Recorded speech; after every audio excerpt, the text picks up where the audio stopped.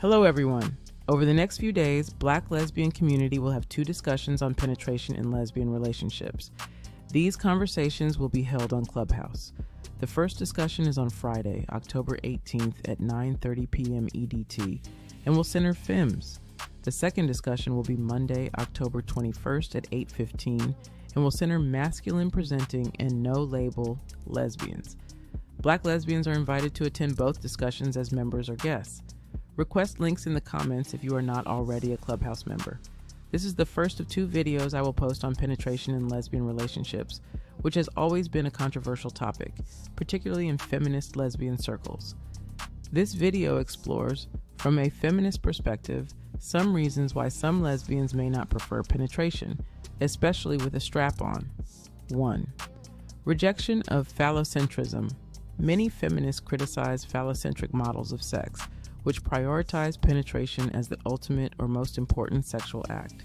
Some lesbians reject strap-on use because it can perpetuate these same patriarchal values, placing unnecessary focus on penetration rather than a broader, more inclusive view of sexual intimacy. 2. Discomfort with gender role. Imitation. For some lesbians, the act of using a strap-on can feel like replicating heteronormative gender roles.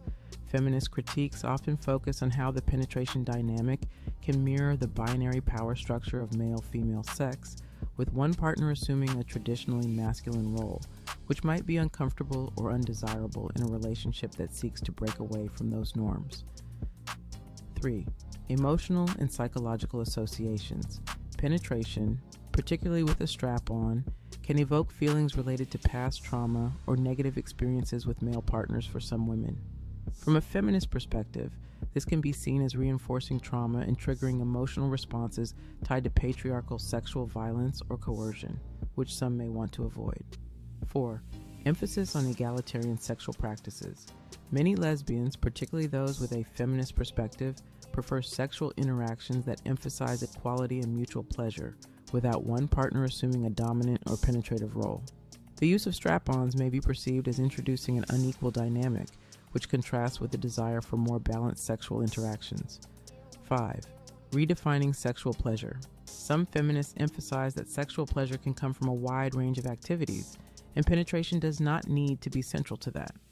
For some lesbians, rejecting strap-ons is a way to deconstruct the idea that penetration defines sex, exploring instead other forms of intimacy, connection, and eroticism that are not tied to phallic imagery or actions.